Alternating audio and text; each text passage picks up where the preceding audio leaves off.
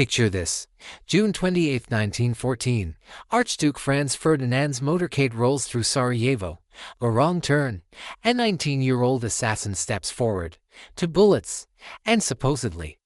That's how 50 million people end up dead or wounded in the most catastrophic war humanity had ever seen. At least, that's what your history teacher told you. That's what the textbooks say. One assassination, a chain of alliances, and boom, the world explodes into chaos. But what if I told you that's only half the story?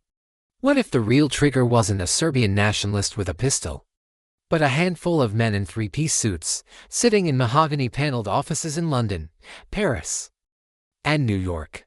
Men who didn't fire a single shot but wrote checks that turned a regional crisis into a global bloodbath. And here's the part that'll really twist your brain. They funded both sides. By the time we're done today, you're going to see World War I in a completely different light. You'll understand why certain names, J.P. Morgan, Rothschild, Warburg, don't appear in your history books next to battles like Verdun or the Somme, even though they were just as responsible for the carnage. And you'll see how the financial system they built during that war still controls global conflicts today. Every proxy war, every arms deal, every peacekeeping mission has their fingerprints all over it. So forget everything you thought you knew about the Great War, because we're about to follow the money, and the trail leads somewhere way darker than a street corner in Sarajevo. Let's rewind to the decade before 1914. Europe looks powerful on the surface. The British Empire covers a quarter of the globe. France controls vast swaths of Africa and Southeast Asia.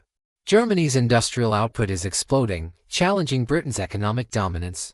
Russia's massive, stretching from Poland to the Pacific. These empires look invincible. But here's what they don't teach you. Every single one of them was drowning in debt.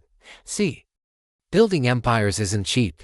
You need railways cutting through African jungles, ports in India and Shanghai, naval fleets to protect trade routes, armies to suppress colonial rebellions. All of this costs money, staggering amounts of money. And where do governments get money when tax revenue isn't enough? They borrow from banks. By 1914, the great powers of Europe weren't just political rivals. They were financial hostages.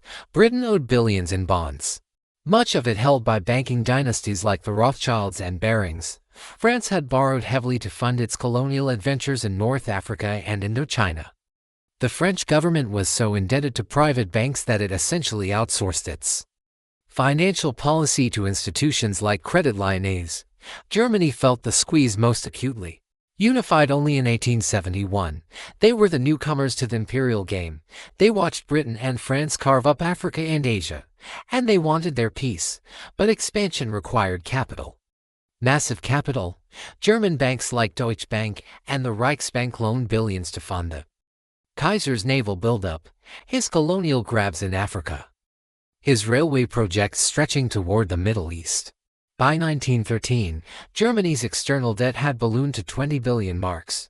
Russia was even worse. Tsar Nicholas II borrowed massively from French banks to modernize his military and build railways. By 1914, Russia owed French creditors over 6 billion francs. Think about that. Russia's foreign policy wasn't just about protecting Slavic peoples in the Balkans, it was about keeping French bankers happy. Because if those loans got called in, the Tsarist regime would collapse. And here's where it gets really interesting. These weren't public bonds that anybody could buy. These were private arrangements. Sweetheart deals between governments and a small circle of elite banking families, the Rothschilds in London, Paris, and Vienna, J.P. Morgan in New York, the Warburgs in Germany. These families didn't just lend money, they shaped policy. They had representatives in government offices. They advised monarchs. They were, in effect, the invisible hands steering European power politics. So when tensions started rising in the Balkans, when Austria-Hungary demanded retribution for the Archduke's assassination, when Germany pledged support and Russia mobilized, it wasn't just about honor and alliances. It was about debt. It was about economic survival. These empires couldn't afford to look weak because weakness meant credit downgrades, capital flight, and financial collapse.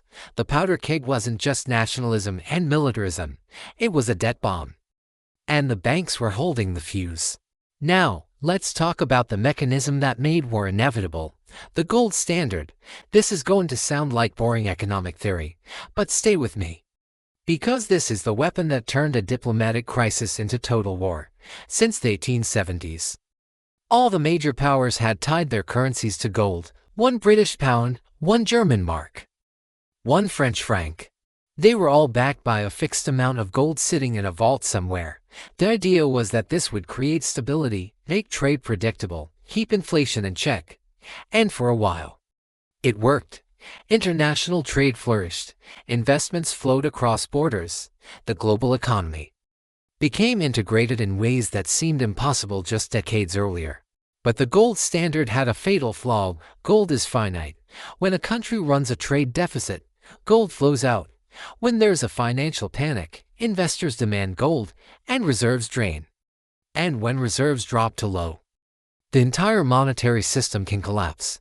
Governments had to defend their gold reserves at all costs, even if it meant crushing their own economies.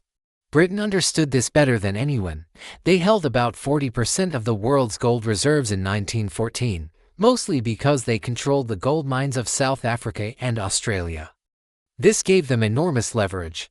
They could manipulate global credit by hoarding gold, forcing other nations to raise interest rates to attract bullion back. Germany, on the other hand, was gold poor. Their reserves were half of Britain's, despite having a larger population and industrial base. This made them vulnerable. Every diplomatic crisis caused gold to flee Germany, forcing the Reichsbank to tighten credit, which strangled businesses and caused unemployment.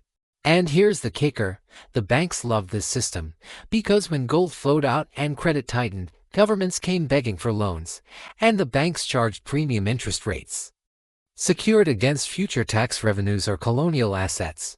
It was the ultimate protection racket. Let me give you a concrete example. In 1911, Germany and France nearly went to war over Morocco. Germany wanted access to Moroccan phosphate deposits. France wanted to protect its colonial sphere. Tensions escalated. And what happened? Gold started fleeing Germany. Investors panicked. The Reichsbank had to raise interest rates to 6%, which triggered a recession. Unemployment spiked. Businesses failed. Germany backed down. Not because France had a stronger military, but because they couldn't afford the financial hemorrhaging. And who bailed out the German government? Private banks, including the Rothschilds, who charged hefty fees for their services. This pattern repeated over and over. Every international crisis became a financial crisis, and every financial crisis made war more likely, because desperate governments started seeing military conquest as the only way to access new resources and shore up their gold reserves. By 1914, the system was buckling. Decades of imperial competition had created a web of debts so complex and so fragile that one shock could bring the whole thing down, and the banks knew it. They'd been preparing for this moment, positioning themselves to profit no matter which side won. The assassination in Sarajevo didn't cause the war. It was the excuse everyone had been waiting for to settle accounts, both political and financial. Now here's where the conspiracy gets real, and I mean documented. Declassified, can't deny it real, while the public saw nations bound by alliances. Triple Entente versus Triple Alliance. What they didn't see were the financial agreements stitched into every treaty. These weren't just military pacts. They were debt instruments, loan guarantees, and collateral arrangements that turned sovereign nations into subsidiaries of banking conglomerates. Let's start with the Franco-Russian alliance. On paper, it was a mutual defense pact against Germany. But buried in the fine print were French loans to Russia worth billions of francs, loans that required Russia to build railways toward Germany's eastern border and maintain an army of 800,000 men in peacetime. France wasn't just Russia's ally. France was Russia's creditor. And when your creditor tells you to mobilize your army, you mobilize. Britain's arrangements were even more cunning. They didn't have formal alliances with France or Russia until the last minute. Instead, they had financial entanglements. British banks held enormous French and Russian bonds. If Germany won a war and France or Russia defaulted, British banks would collapse. So Britain's entry into the war was about protecting pro-little Belgium from German aggression. As the propaganda claimed, it was about protecting British investments. Germany did the same thing with Austria-Hungary. By 1914, German banks controlled 71% of Austria-Hungary's foreign debt. Vienna couldn't sneeze without Berlin's approval. When Austria-Hungary wanted to crush Serbia after the assassination, German bankers gave the green light, not because they cared about Slavic nationalism, but because a weak Austria-Hungary threatened German financial interests in the Balkans. And then there are the secret treaties that didn't come to light until decades later. The Treaty of London in 1915, where Britain and France bribed Italy to switch sides by promising them chunks of Austria-Hungary and Albania, plus a $50 million loan. The Sykes-Picot Agreement, carving up the Ottoman Empire's oil fields before the Ottomans had even lost. These weren't acts of diplomacy. They were venture capital deals for wartime plunder. But here's the most disturbing part. Banks often funded both sides simultaneously. The Rothschilds, with branches in London, Paris, Vienna, and Frankfurt, had representatives in every major capital. They loaned money to France and Britain through their London and Paris branches. They also facilitated loans to Austria-Hungary through their Vienna branch. When war broke out, they didn't pick sides. They hedged. No matter who won, Rothschild would get paid. The same pattern played out with other banking houses. The Warburgs had family in both Germany and America. Paul Warburg helped design the Federal Reserve System in the U.S., while his brother Max Warburg advised the Kaiser. When America eventually entered the war in 1917, you had brothers financing opposite sides of the same conflict. This isn't speculation. This is documented. Congressional hearings in the 1930s, the Nye Committee investigations, laid bare how banking interests shaped American foreign policy before and during the war. But by then, it was ancient history. The bankers had won. The system they built remained intact. If your city and they're thinking, wait, so my entire understanding of World War I is basically propaganda. Congratulations, you're paying attention. And if this is blowing your mind, I need you to do something for me right now. Smash that subscribe button. Hit the notification bell. Because what we're uncovering here, this web of financial manipulation that turned a continent into a graveyard, this isn't just history. This is the blueprint for every conflict happening today. And most people have no idea. Also, drop a comment below telling me where you're watching from and what time it is for you right now. I want to know how far this message is spreading, because YouTube's algorithm needs to understand that people are hungry for this kind of truth. Your comment literally helps more people find this video and wake up to how the world really works. Alright, let's get to the part that's going to make you furious. Because we're about to talk about the one loan that didn't just fund the war. It forced a neutral superpower to pick a side and turn the tide of history. August 1914. War breaks out in Europe. America's reaction, officially, neutrality. President Woodrow Wilson gives speeches about staying out of European entanglements. The public agrees. Why should American boys die for kings and empires an ocean away? But on Wall Street, neutrality was never on the table. Within weeks of the war starting, J.P. Morgan Jr., son of the legendary financier, saw the opportunity of a lifetime. Britain and France needed supplies, mountains of supplies, guns, ammunition, steel, food, uniforms, horses, everything an army needs, and they needed someone to organize it. Morgan volunteered. He set up J.P. Morgan and Company as the official purchasing agent for the Allied powers. Every contract, every shipment, every transaction went through his firm, and Morgan took a commission on everything. We're talking about $3 billion worth of trade over the next 3 years. In today's money, that's over $80 billion. Morgan's cut hundreds of millions, but there was a problem. By 1915, Britain and France were running out of money. They'd liquidated foreign investments, shipped gold overseas, maxed out credit. They were on the verge of collapse. If they couldn't keep buying supplies, they'd lose the war. And if they lost, Morgan's commissions would evaporate. Worse, they'd default on debts owed to American banks. So Morgan did something audacious. In October 1915, he organized a syndicate to loan Britain and France $500 million. Understand, this was the largest foreign loan in American history at that point. $500 million to keep the Allies fighting. Officially, America was still neutral, but you can't loan one side $500 million and call yourself neutral. That loan tied America's economic fate to an Allied victory. If Germany won, Britain and France would default, American banks would fail, and the U.S. economy would crater. Morgan didn't care about neutrality. He cared about profit. And he had friends in high places. His partners included Treasury officials, Federal Reserve Board members, and advisors to President Wilson. They whispered in Wilson's ear, "Allied collapse means American economic catastrophe." Meanwhile, Germany tried to counter.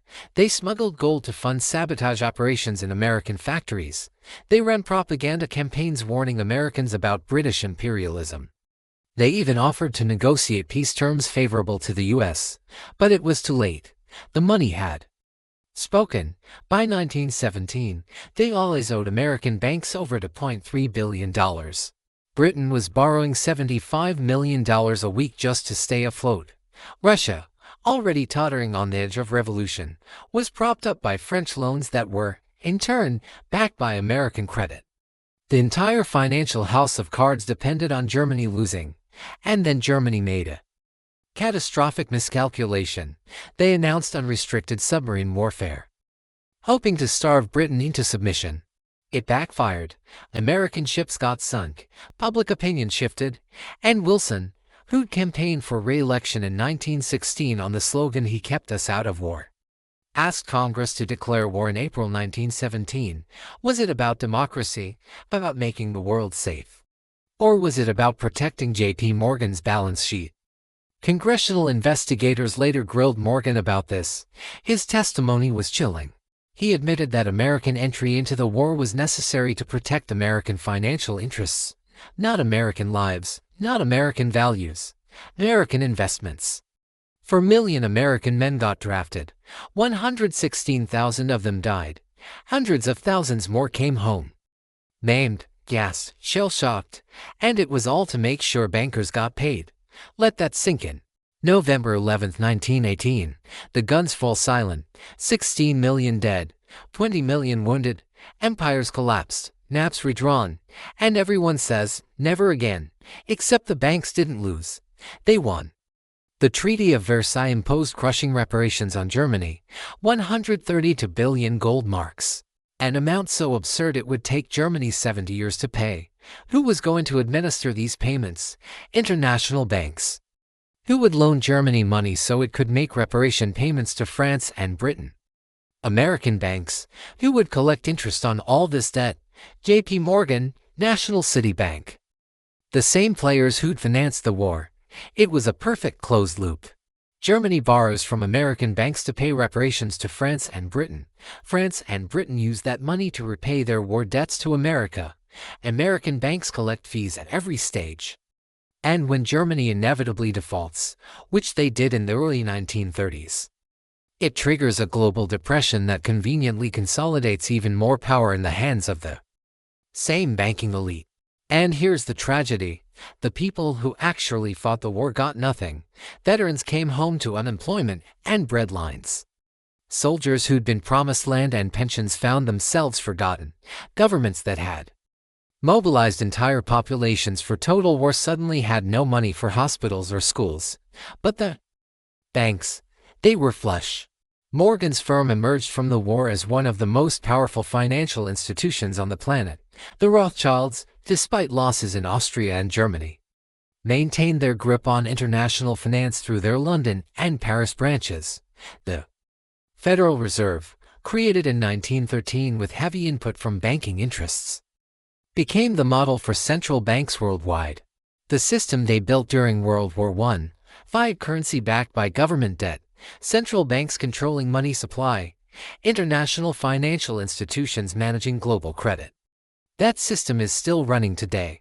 Every war since then, World War II, Korea, Vietnam, Iraq, Afghanistan. They've all been funded the same way. Governments borrow from banks. Ordinary people fight and die. Banks collect interest. And we still tell ourselves that wars are about ideology, about freedom versus tyranny, about good versus evil. But follow the money, and it's always the same story. Wars are investments, soldiers are collateral, and the house always wins. So here we are. Over a century after that gunshot in Sarajevo. We've been told it was about alliances and nationalism and great men making fateful decisions, but the truth is uglier and simpler. World War I was a financial operation. The men who started it never wore uniforms. They wore suits. They signed contracts, not treaties, and they walked away richer while millions drowned in mud. This isn't ancient history. This is the operating manual for the world you live in today. Every time you hear about military intervention, about threats to national security, about the need to protect democracy abroad, ask yourself, who's profiting? Who's lending the money? Who's collecting interest? Because the names change, but the game doesn't. If this video changed the way you see history, if it made you angry, if it made you question what else you've been lied to about, then you know what to do. Leave a comment. Tell me what you think. Tell me what other historical myths you want demolished. Your engagement tells YouTube that this matters, that people care about truth. Share this with someone who still thinks wars happen because of single assassins and bad luck. We're building a community of people who refuse to accept the surface-level narrative, who dig deeper, who follow the money. And subscribe, because we're just getting started. Next, we're going into the Federal Reserve's creation, the bankers who designed it, and why your dollar is worth less every single year by design. Trust me, it'll make you see your paycheck very differently. Thanks for watching. Stay curious, stay skeptical, and remember, history isn't written by the victors. It's written by whoever controls the money. The truth is out there. You just have to look past the propaganda.